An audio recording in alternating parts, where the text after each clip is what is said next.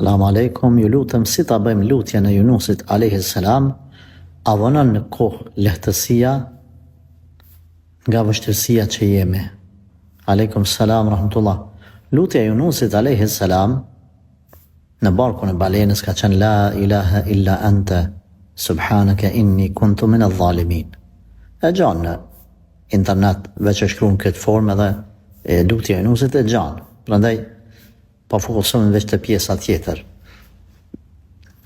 A vënën, këtë nuk muj me edit unë, as kush nuk edin botë.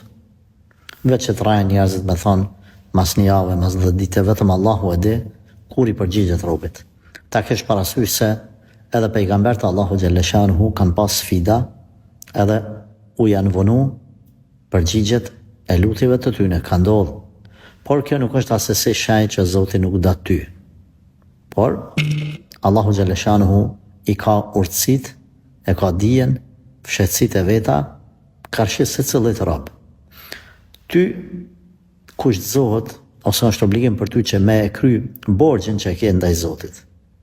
Me ba dua, me u ba e sinqert në lutjen tane, edhe me prit me mendim të mirë. Edhe nëse të vonohet, dije se është khair për ty. Edhe nëse vonohet përgjigja.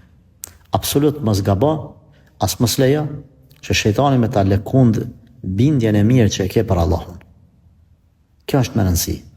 Në këtë pikë, nëse të vonohet përgjigja ose lehtësimi i vështirësive, në këtë pikë mos lejo që me të mund shejtani të jesh e bindur.